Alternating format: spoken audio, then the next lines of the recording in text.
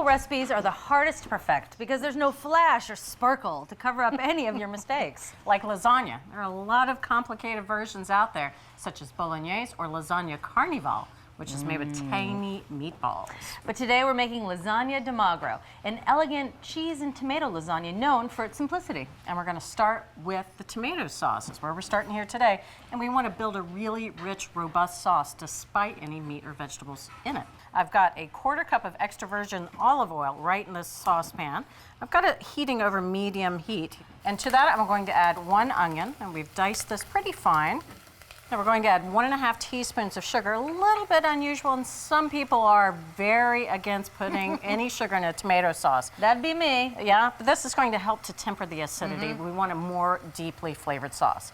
Now we're going to add 1/2 teaspoon of red pepper flakes, 1/2 teaspoon of dried oregano, and 1/2 teaspoon of salt. Easy, easy, easy. So I'll go ahead and stir this. We're going to let this go for about 10 minutes. All right, those onions look nice and soft. We're not really looking for any brown color, just soft at this point. So now we're going to add 4 cloves of garlic. Here is our first savory ingredient. This is 8 fillets of anchovy. Yeah. And we rinsed them, patted them dry. They're packed full of glutamate, so they have that savory taste to them. So we're going to let this go for about 2 minutes. Again, we're over medium heat. We don't want to burn the garlic, but we do want to cook it just so it has a little bit of a deeper flavor. That is already smelling really good. It really is. But it's not a tomato sauce. Not yet. And we want lots of tomato built right into the sauce without having to cook it for hours and hours and hours. So we're going to start with 1 tomato product that's already pre-cooked for us. This is a 1/4 cup of tomato paste. And to that, we'll add 1 14½ ounce can of diced tomatoes. We want a little bit of texture in here, but not too much. And it looks like those tomatoes were drained, so the liquid's been removed. Very good catch. One last tomato ingredient. We have a 28-ounce can of crushed tomatoes. Now, those crushed tomatoes, they are not pre-cooked, but they're going to add a really nice, smooth texture to the sauce.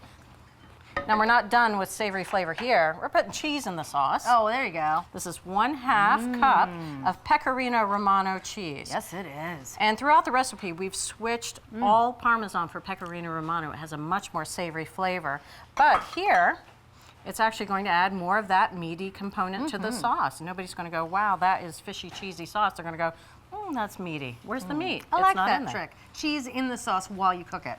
I'm going to bring this up to a simmer and then reduce the heat to medium-low. Let that go for about 20 minutes.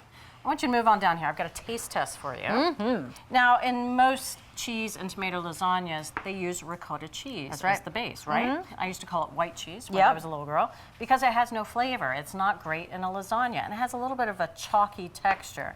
So we're subbing in cottage cheese, just plain old cottage cheese. The way it's treated to make those curds, it actually gives it a bit more of a brighter and a little bit of a tangier flavor. Now, I must say, I'm pretty skeptical about this because when I first saw this in this recipe, I thought, are you kidding me? Cottage cheese has more flavor than ricotta. I mean, they kind of look the same. To me, they're both just kind of milky tasting. So I made Bridget set up a tasting for me.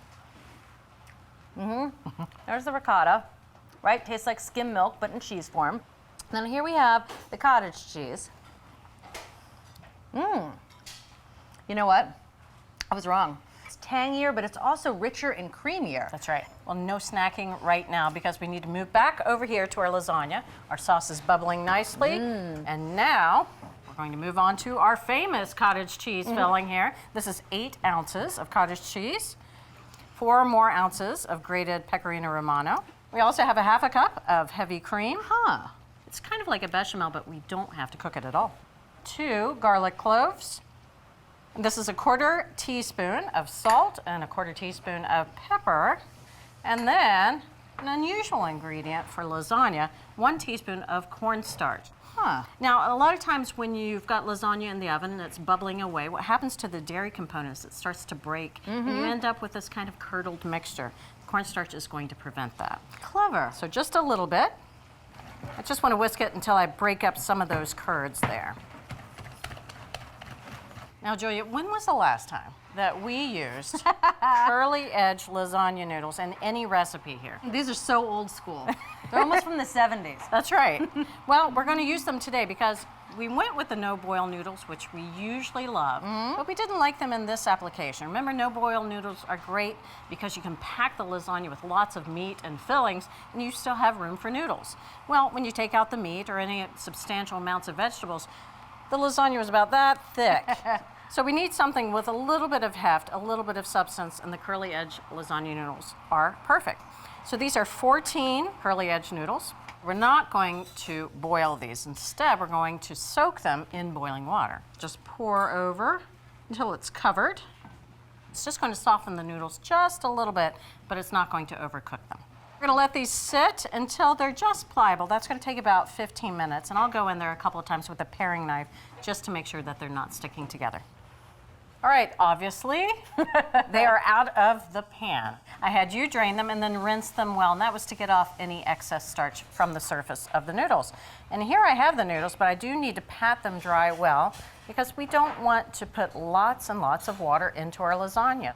Now, when it comes to fitting lasagna noodles into a pan, It's Jenga.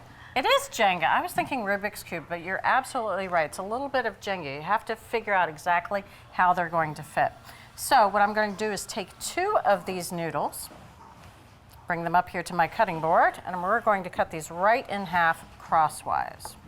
And these are going to help these noodles fit into the pan.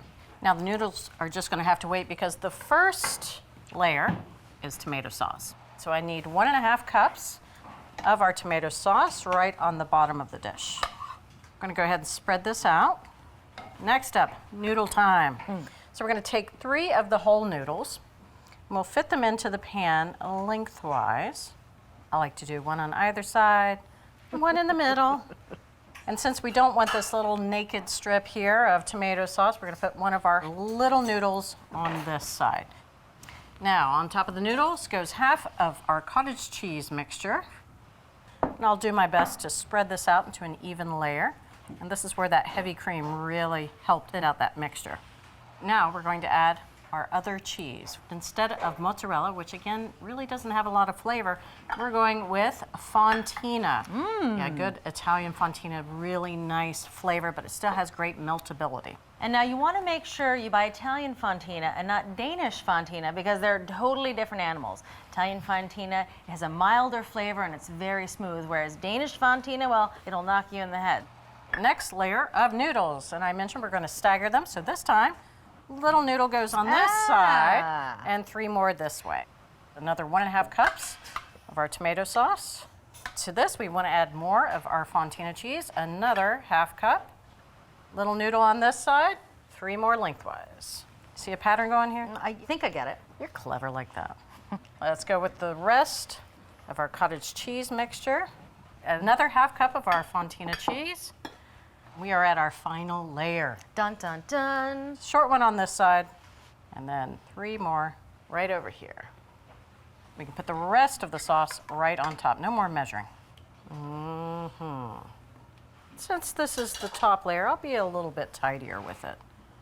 Before I sprinkle on the remaining fontina, I do want to mix it with 1/8 of a teaspoon of cornstarch. We don't want any pockets of dairy just sitting there on top, kind of that milky appearance. So the cornstarch is really going to help prevent that. And one last final cheese, that is 1/4 cup of finely grated Pecorino Romano. And that's going to form a really beautiful crust on top. When I cover it with foil, I'm going to spray the foil with a little bit of nonstick spray before I put it on. So this is going in a 375-degree oven for about 35 minutes. Now, after that, I'm going to increase the oven temperature to 500 degrees. I do want to remove the foil, and it's going to go back in there for another 10 minutes. And you'll see that the top is going to be all beautifully brown, and that lasagna is going to be bubbling. Oh, Take a look at that. now that's a handsome lasagna. A little bad news. Yeah, we're not going to eat that right now. No, no That's way. lava. It is. So we want, obviously, the heat to subside. We don't want it to be hot and bubbling. But we also want those lasagna layers to kind of meld back together. If we cut into this, it would just be a sloppy mess. All right, Julia, it's been really long 20 minutes. It has. One final thing to do. I have Yep. some chopped basil, Oh, nice. about 3 tablespoons right at the end. I love the kind of the hills and valleys yeah. of the lasagna. All right, so let's serve this. Now this serves about 8 or 2 Lancasters. There we go. Hello. There we go. Oh, it smells so good. I'm gonna dig right in. I like the way you think.